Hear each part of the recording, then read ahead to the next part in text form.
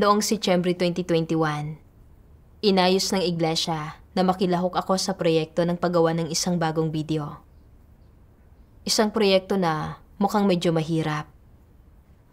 Alam ko na kulang ako sa mga prinsipyo at kakayahang profesional. Kaya nag-aral akong mabuti. At kapag dumadalo ako sa mga pagtitipon at tinatalakay ang mga problema, palagi akong aktibong nagsasalita. Sa pag-asang makikita ng iba na medyo mahusay ang aking kakayahan. At iisipin nila na ako ay isang taong karapat-dapat na linangin. Pero hindi nagtagal, sunod-sunod na mga problema ang nagsimulang lumitaw. Isang beses, noong tinatalakay namin ang paggawa ng isang video, itinuro ko ang isang bagay na nakita ko bilang isang problema. Pero batay sa isang maprinsipyong pagsusuri, napagpasyahan ng lahat na hindi naman ito problema. Dahil dito ay nasiraan ako ng loob na parang hindi ako magaling. Sa isa pang pagkakataon, noong may mungkahi ako para sa isang video, matagal ko muna itong pinag-isipan bago ko ibinahagi ang aking opinyon. Pero hindi ko pa rin ito nakuha ng tama. Nagsisi akong magsalita pagkatapos. Iniisip ko na, kung alam ko lang na ganito ang magiging reaksyon ng mga tao, hindi na sana ako nagsalita ng kahit ano. Dati, kapag gumagawa ako ng mga simpleng proyekto, nakukuha ko kahit papaano ang pagsang-ayon ng aking mga kapatid sa tuwing nagbibigay ako ng mungkahi o nagpapahayag ng opinyon. Pero ngayon, hindi ko man lang makita ng malino ang mga problema at lagi akong nagkakamali. Iisipin kaya ng mga kapatid na hindi ganoon kahusay ang aking kakayahan? Kung magpapatuloy ng ganito ang mga bagay-bagay, magsisimula ba silang questionin kung akma ba ako o hindi na gawin ang trabahong ito? Mukhang kailangan kong maging mas maingat kapag nagmumungkahi o nagpapahayag ng opinyon sa hinaharap. Kung hindi ako sigurado sa isang bagay, mas mabuting huwag na lang magsalita ng kahit ano. At iwasang magkamali hanggat maaari upang hindi makita ng iba ang katotohanan tungkol sa kung gaano ako kawalang kakayahan. Ngunit pagkatapos, nangyari ang aking pinakakinatatakutan. Isang araw, nagbabahagi ako sa isang pagtitipon nang biglang sumabad ang leader ng pangkat. Sinabi niya na napalayo na ako sa aking paksa at na dapat umiikot sa mga salita ng Diyos ang aking pagbabahagi. Napahiya ako. Namula ang mukha ko at gusto ko na lang maglaho sa ilalim ng lupa. Sa natitirang oras sa pagtitipon, nanatili lang akong nakayuko na parang isang nalantang bulaklak. Nakaramdam ako ng hiya, pangahamak at kawalang gana. Mula sa simula, mas malala kaysa sa iba ang aking profesional na kakayahan at mababaw ang aking pananaw sa mga isyu. Pero ngayon, hindi ko man lang maipaliwanag ang mga pangunahing punto kapag nagsasalita ako. Ano na lang ang iisipin nilang lahat sa akin ngayon na isiniwalat ko ang napakaraming kakulangan sa napakaikling panahon? Iisipin ba nila na mahina ang kakayahan ko? Mula sa sandaling iyon, sa tuwing pinag-uusapan namin ang tungkol sa trabaho ng magkakasama, nababalisa ako at kinakabahan. Gusto kong makapagmungkahi, pero sa tuwing nakakaisip ako ng mungkahi, mag-aatubili ako at hindi ito sasabihin. Sa takot na, kapag nakagawa ako ng mali, makikita ng lahat na wala akong kakayahan. Napagpasyahan ko na mas mabuti nang huwag magsalita kaysa may masabing mali. Kaya, kapag tinatalakay namin ang mga problema, hindi na talaga ako nagsasalita. Kung minsan, nakikita ko ang sarili kong humahanga sa iba, na palaging ipinapahayag ang anumang ideya na nasa isip nila. Pero hindi ko pa rin magawa ang parehong bagay. Wala akong ganoong uri ng lakas ng loob. Sa totoo lang, alam kong mali ito. Hindi ako mapakali at nababagabag ako. Pero hindi ko alam kung ano ang gagawin. Nang maglaon, tinanggal ang isang leader ng aming iglesia. Nang isiwalat ng mga nakatataas na leader ang kanyang paggampan, binanggit nila na palagi niyang sinisikap na pagtakpan ang kanyang mga kapintasan at hindi kailanman nagtatapat kapag ginagawa ang kanyang tungkulin. Tinamaan ako sa kanilang mga salita at hindi ko maiwasang isipin ang sarili kong mga kilos. Kailan lang ay pinipigilan ko ang aking sarili. Itinatago ang aking sariling mga ideya at pananaw sa takot na makilatis ako ng mga tao. Sa sandaling iyon, napagtanto ko kung gaano kadelikado ang aking kalagayan. At alam kong kailangan kong hanapin ang katotohanan at lutasin kaagad ang aking problema. Habang naghahanap ako, nabasa ko ang isang sipi ng mga salita ng Diyos. Ang paggawa ng mga pagkakamali o pagpapanggap, alin sa mga ito ang may kaugnayan sa disposisyon? Ang pagpapanggap ay isang usapin ng disposisyon. May kaakibat itong mapagmataas na disposisyon, kabuktutan, at panlilinlang. Ito ay higit na kinamumuhian ng Diyos.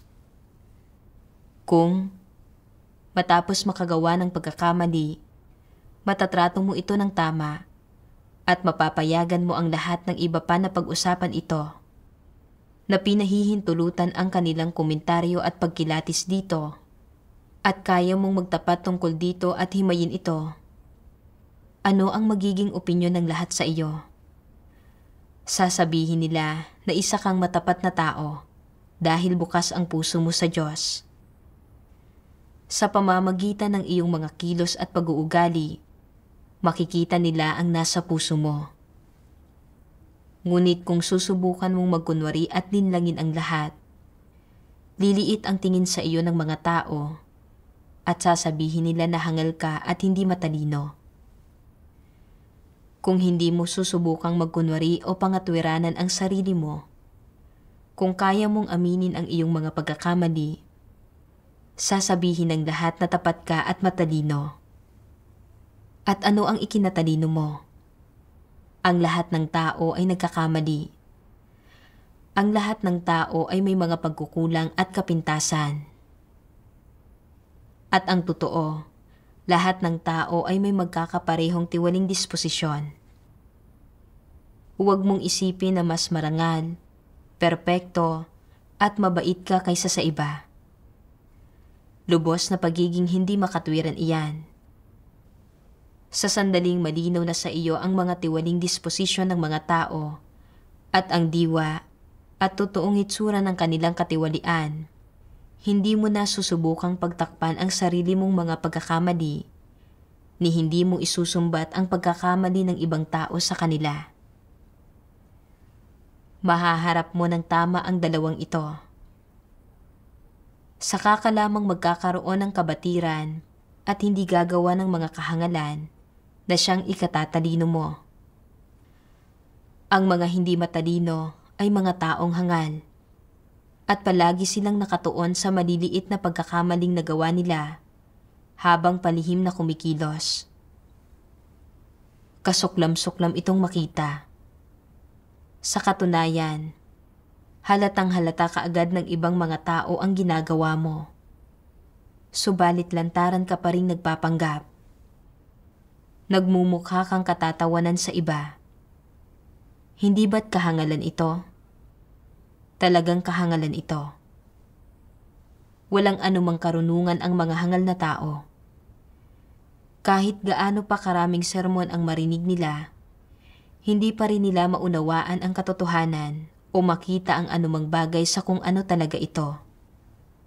Palagi silang nagmamagaling. Iniisip na naiiba sila sa lahat at mas kagalang-galang sila. Ito ay kayabangan at pagmamatuwid sa sarili. Ito ay kahangalan. Ang mga hangal ay walang espiritual na pagkaunawa, hindi ba? Ang mga bagay kung saan hangal at mangmangka ay ang mga bagay kung saan wala kang espiritual na pagkaunawa at hindi madaling maunawaan ang katotohanan. Ito ang realidad ng usaping ito. Matapos basahin ang mga salita ng Diyos, nagnilay-nilay ako sa aking kalagayan kamakailan. Sa simula, inakala ko na ang mapili para makilahok sa bagong video project ay nangangahulugan na ang aking kakayahan at abilidad ay hindi naman masyadong masama. At ako ay karapat-dapat na linangin.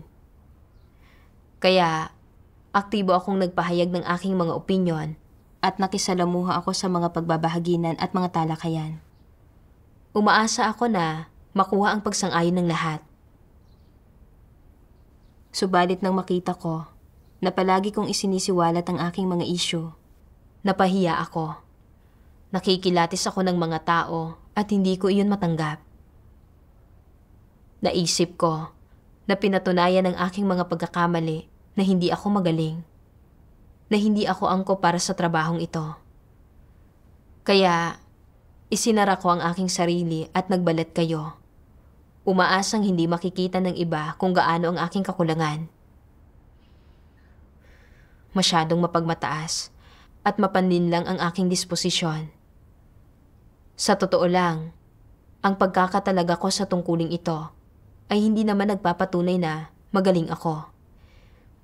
Binibigyan lang ako ng iglesia ng pagkakataon na makapagsagawa.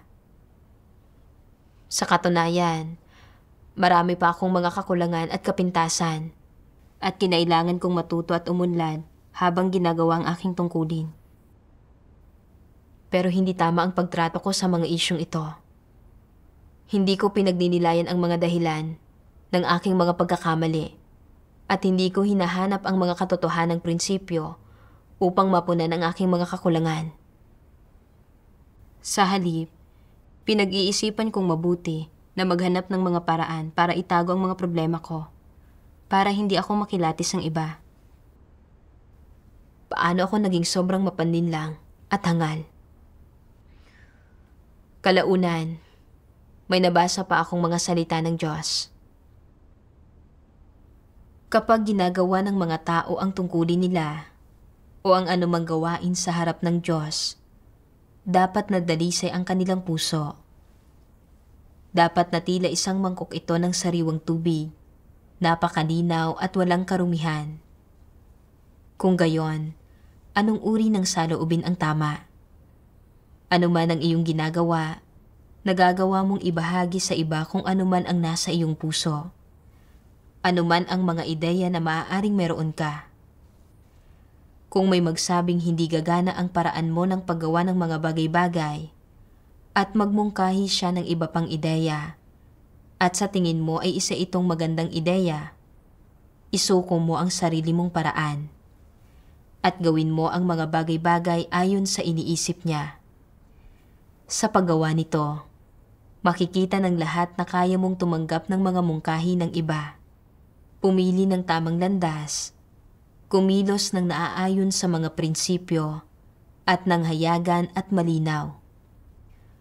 Walang kadiliman sa iyong puso at kumikilos at nagsasalita ka ng taos-puso. Umaasa sa isang saloobin ng katapatan. Sinasabi mo ang katotohanan ng diretsahan. Kung ano ang isang bagay, iyon ang sinasabi mo. Walang mga pandaraya, walang mga lihim, isang napakalantad na tao lamang. Hindi ba't isa iyang uri ng saloobin? Isa itong saloobin sa mga tao, pangyayari, at bagay-bagay, at kumakatawan ito sa disposisyon ng isang tao. Gusto ng Diyos ang matatapat na tao. Dapat kong gawin ang aking tungkulin ng may tapat na saloobin. Ano man ang aking gawin o sabihin, dapat akong maging prangka at tapat. Sinasabi kong ano ang aking iniisip, at kung lumitaw ang mga problema, dapat ay magawa kong aminin at asikasuhin at lutasin ang mga ito sa wastong paraan. Kaya, isa-isa kong sinuri ang aking dating mga pagkakamali. Hinanap ko ang mga dahilan kung bakit naging mali ang mga bagay-bagay. At hinangad ko na maunawaan ang mga kaugnay na prinsipyo.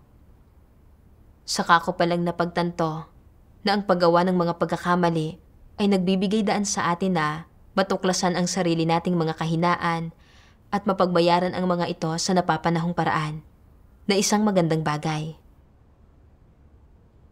Ngunit palagi akong nag-aalala sa aking sariling imahe at katayuan. Isinasara ang aking sarili at nagbabalat kayo. Hindi sinasabi ang aking iniisip at natatakot na isiwalat ang aking mga kapintasan. Sa paggawa nito, hinding-hindi ako makakabawi sa kung ano ang kulang sa akin. At magiging mabagal ang aking pag-unlad. Hindi ba't naguhukay lang ako ng sarili kong libingan? Matapos itong mapagtanto, sadya kong sinimulan na iwasto ang aking kaisipan. Kapag tinatalakay ang gawain kasama ang iba pang mga kapatid o nagmumungkahi para sa mga video, ipinapahayag ko ang anumang pananaw na nasa isipan ko nang hindi sinusubukang hulaan kung paano ito tatanggapin. Bagamat ang ilan sa aking mga ideya at opinyon ay wala pa ring basihan, salamat sa mga pagwawasto at pagpatnubay ng aking mga kapatid. Nagsimula akong maunawaan ang ilan sa mga prinsipyo na kasangkot. Unti-unti, nabawasan ang aking pagkapigil at mas naging panatag ako at gumana ang aking loob. Hindi nagtagal, kinailangan naming gumamit ng ilang bagong teknolohiya para mapahusay ang kalidad ng video. Bago ako sa teknolohiyang iyon, pero sa pamamagitan ng pagtalakay at pag-aaral ng mga kinakailangang kasanayan kasama ng iba, kahit papaano ay unti-unti ko itong naunawaan.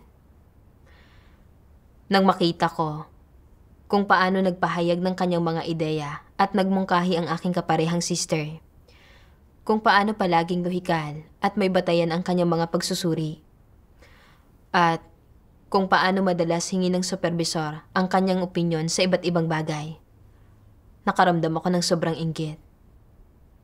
Ako, sa kabilang banda, ay pangkaraniwan lamang. Iniisip ko kung kailan pa ako makikilala ng mga tao. Minsan, habang nasa talakayan sa trabaho, inisip ko kung paano gagamitin ang aking mga salita upang magkaroon ng magandang impresyon sa akin ng iba. Para malaman nila na hindi ako lubos na walang kaalam-alam tungkol sa pinag-uusapan. Isang araw, tinatalakay namin ang isang plano sa paggawa ng video nang may mapansin akong problema. Upang makapagsalita ng maikli at diretso sa punto, at upang ipakita na may kaunti akong nalalaman tungkol sa bagong teknolohiya na ito, gusto kong maingat na piliin ang aking mga salita bago ako magsalita. Pero habang mas lalo ko itong inaalala, mas lalong wala akong masabi. Sa huli, ang kapareha ko na lang na sister ang sa halip ay nagpabatid ng isyu para sa akin. Kalaunan, may naisip akong solusyon. Maaari naming pag-usapan muna ng aking kapareha kung ano ang sasabihin. Pagkatapos, sa pagpupulong ay ibabahagi ko muna sa iba ang aking pananaw. Sa ganitong paraan, mas maayos kong maipapahayag ang aking sarili. At mararamdaman ko na may presensya ako sa aming pangkat. Ang problema ay, noong mag-isa akong lumahok sa mga talakayan, hindi pa rin ako naglakas loob na ilatag ang aking mga pananaw. Sa halip, hinihintay kong matapos ang lahat na magpahayag ng kanilang mga opinyon. Pagkatapos ay magsasalita lang ako ng okay, habang nagpapanggap na nauunawaan ko ang mga sinabi nila. Nagpatuloy ito hanggang sa punto kung saan hindi na talaga ako nagdadala ng anumang pasanin kapag tinatalakay ang mga problema.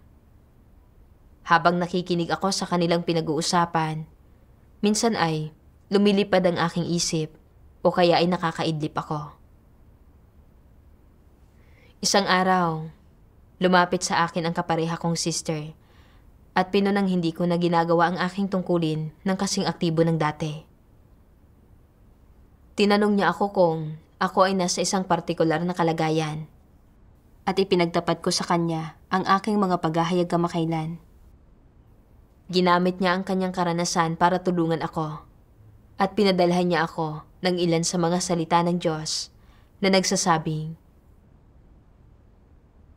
naniniwala ang mga antikristo na kung masyado silang magsasalita, palaging magpapahayag ng mga paniniwala nila at makikipagbahaginan sa iba, mahahalata sila ng lahat ng tao. Iisipin nila na walang kalaliman ang antikristo, na isang ordinaryong tao lang ito, at hindi nila siya gagalangin. Ano ang ibig sabihin ng pagkawala ng paggalang sa antikristo? Ibig sabihin nito ay pagkawala ng kanilang iginagalang na katayuan sa puso ng iba. Pagmumukhang pangkaraniwan, ignorante, at ordinaryo. Ito ang hindi nais makita ng mga antikristo. Sa makatwid, kapag nakikita nila ang ibang tao sa iglesia na palaging nagtatapat at umaamin ng kanilang pagiging negatibo, paghihimagsik laban sa Diyos, mga pagkakamaling ginawa nila kahapon, o ang hindi matiis na sakit na nadarama nila sa hindi pagiging matapat ngayon, itinuturing ng antikristo ang mga taong ito na hangal at walang muwang. Dahil hindi nila mismo kailanman inaamin ang mga ganitong bagay, itinatago nila ang mga kaisipan nila. Ang ilang tao ay hindi palaging nagsasalita dahil sa mahinang kakayahan o simpleng pag-iisip. Dahil sa kakulangan ng mga komplikadong kaisipan. Pero kapag hindi palaging nagsasalita ang mga antikristo, hindi ito para sa parehong dahilan. Ito ay problema ng disposisyon. Madalang silang magsalita kapag nakikipagtagpo sa iba at hindi sila handang magpahayag ng mga pananaw nila sa mga usapin. Bakit hindi nila ipinapahayag ang mga pananaw nila? Una, tiyak na wala silang katotohanan at hindi nila makita ng malinaw ang mga bagay-bagay.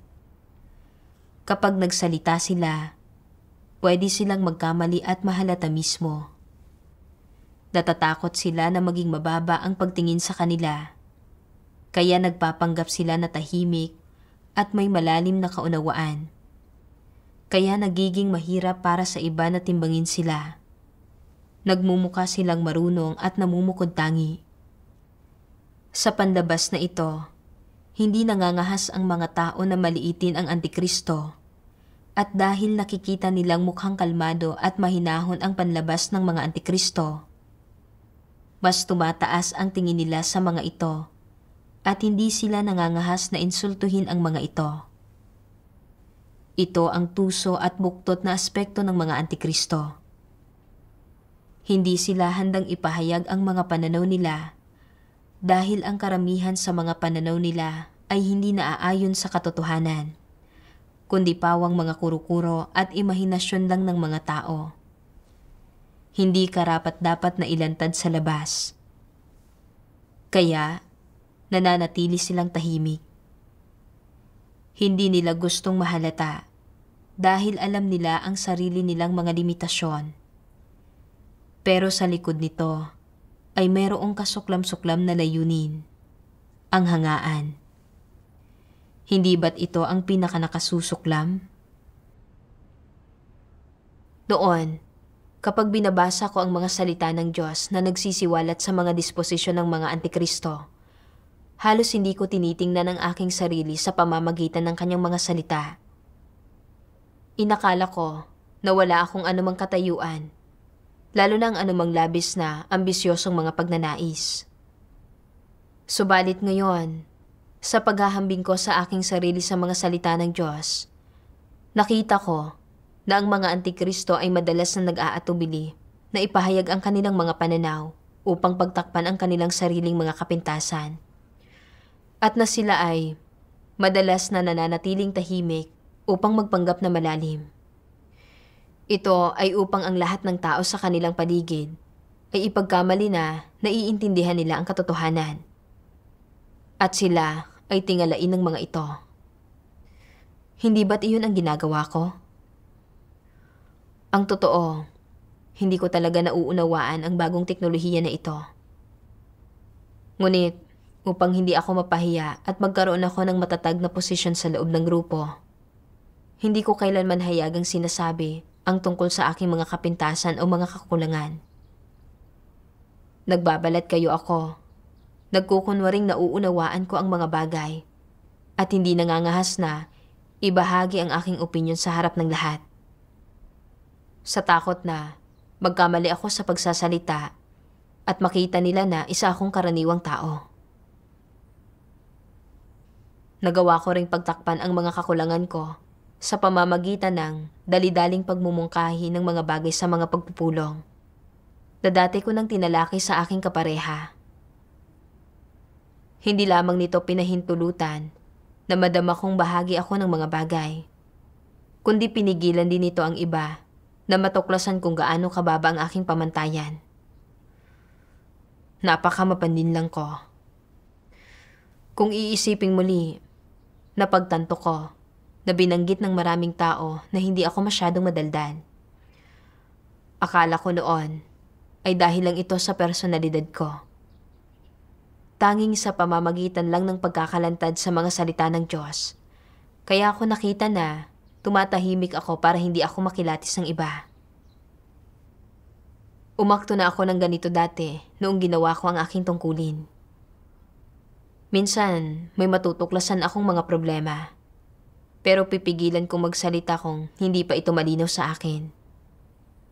Sa halip, maghihintay ako hanggang maunawaan ko ng malinaw ang problema. Saka ko, sistematiko, at lohikal na ipapaliwanag ang aking pananaw. Sa paggawa nito, sa paglipas ng panahon, akala ng lahat ay meron akong talas ng mata na makakita ng mga problema. At paminsan-minsan ay naririnig ko silang pinupuri ako sa pagiging matalino at pagkakaroon ng mataas na kakayahan.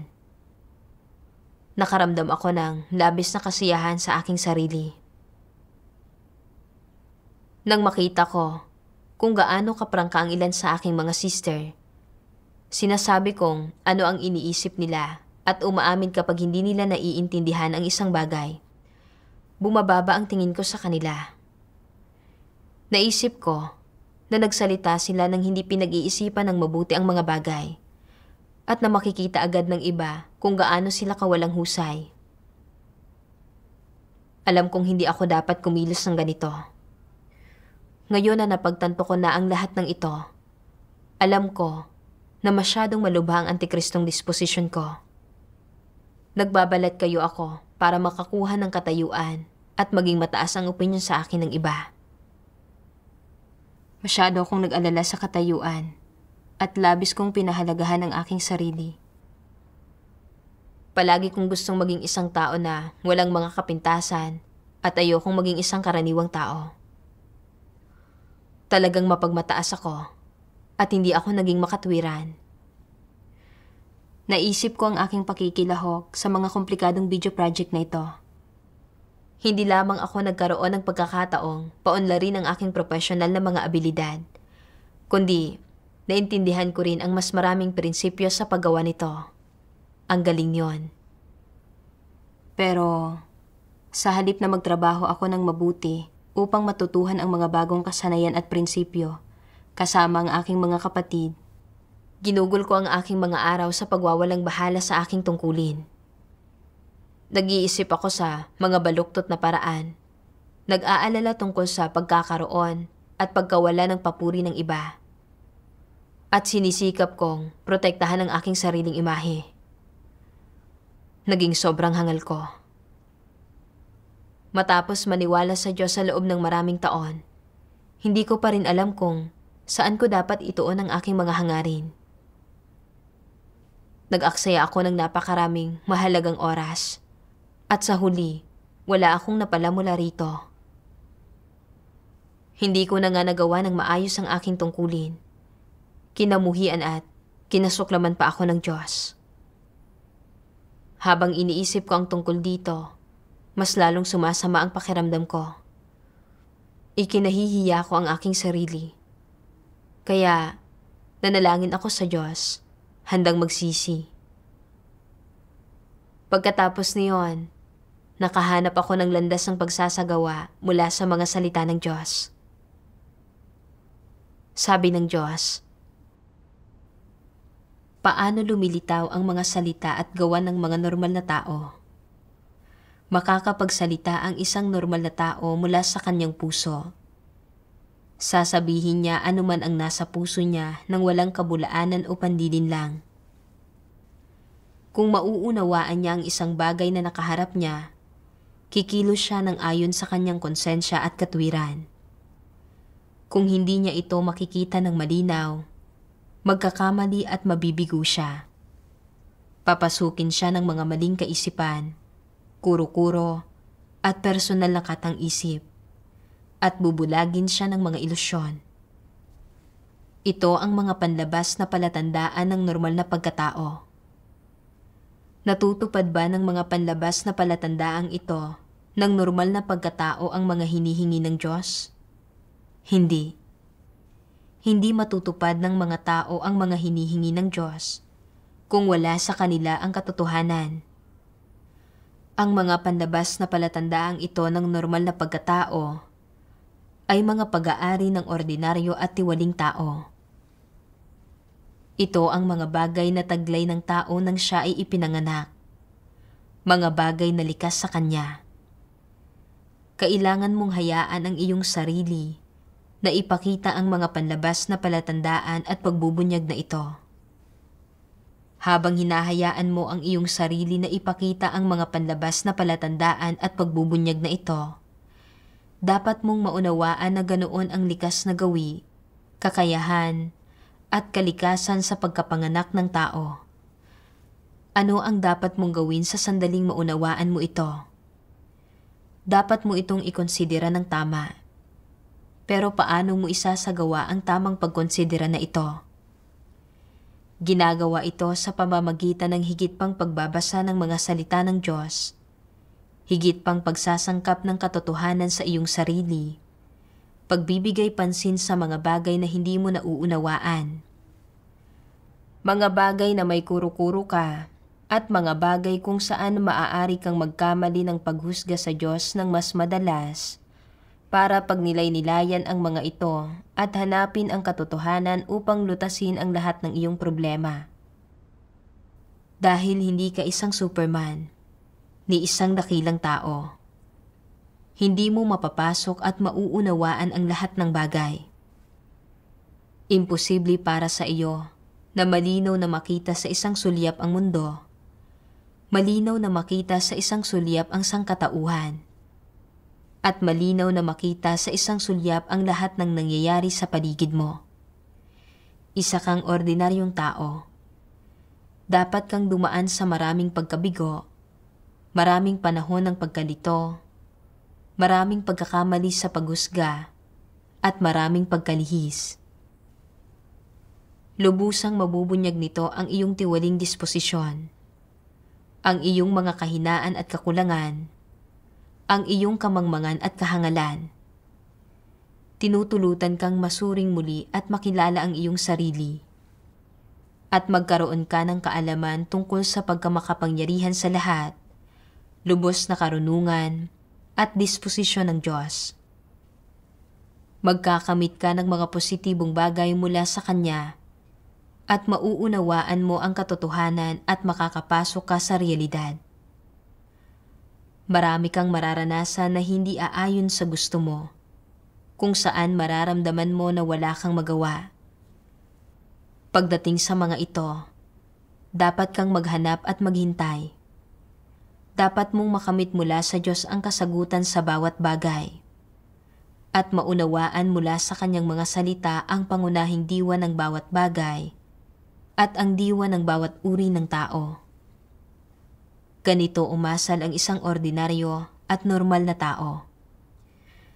Dapat matuto kang magsabi ng, hindi ko kaya, higit ito sa aking kakayahan, hindi ko ito mapasok, hindi ko pa naranasan ito, wala akong anumang nalalaman, bakit napakahina ko, bakit wala akong silbi.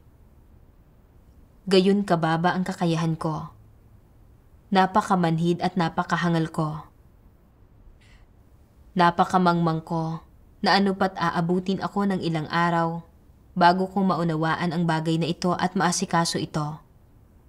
At kailangan ko munang kausapin ng iba tungkol dito. Dapat matutunan mong magsagawa sa ganitong paraan. Ito ang panlabas na palatandaan ng pagtanggap mo na isa kang normal na tao at nang hangarin mong maging normal na tao. Matapos pagnilayan ang mga salita ng Diyos, naunawaan ko na ako ay isang ordinaryong tao na may katamtamang kakayahan, na may kaunting karanasan at kaunting pag-unawa sa mga katotohanang prinsipyo. Kapag nahaharap sa isang bagong piraso ng teknolohiya at mga bagong problema, kung minsan ay hindi ko naiintindihan ang mga bagay o nagkakamali ako, pero ito ay normal. Kinailangan kong aminin at tanggapin ang sarili kong mga kapintasan at pagkukulang at hanapin ang mga katotohanang prinsipyo upang malutas ang isyu. Sa pamamagitan lamang nito, magagawa kong patuloy na umunlad. Matapos kong maunawaan ang lahat ng ito, naliwanagan ang aking isipan. Handa akong magsagawa alinsunod sa mga hinihingi ng Diyos.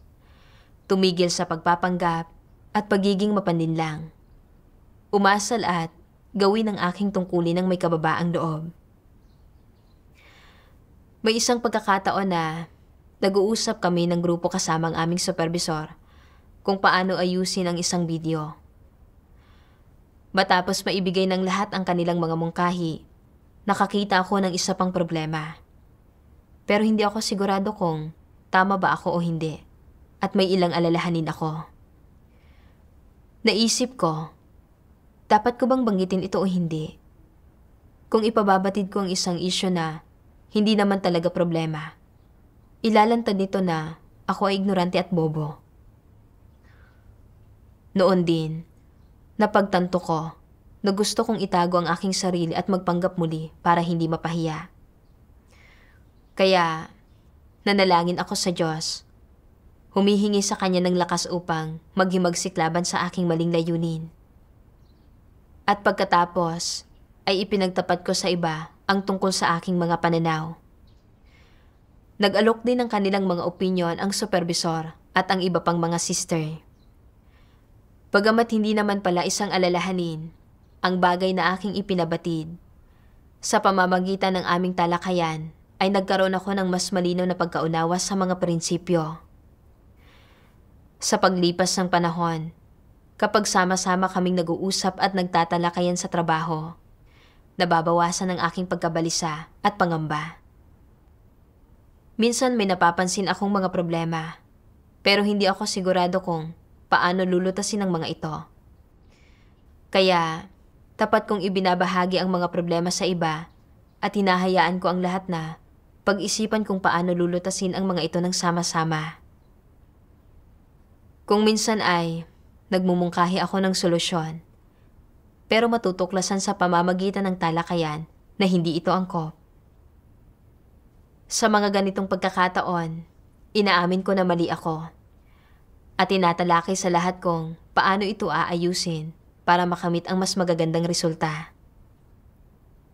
Nang magsagawa ako ng ganito, naging mas kalmado at mas payapa ang aking puso at nakaya kong gawin ang aking maliit na bahagi sa aking tungkulin. Natutuhan ko sa pamamagitan ng personal na karanasan na kapag umaasal ako at gumagawa ng aking tungkulin sa ganitong paraan, nakadarama ako ng kapayapaan, kaginhawahan at kalayaan.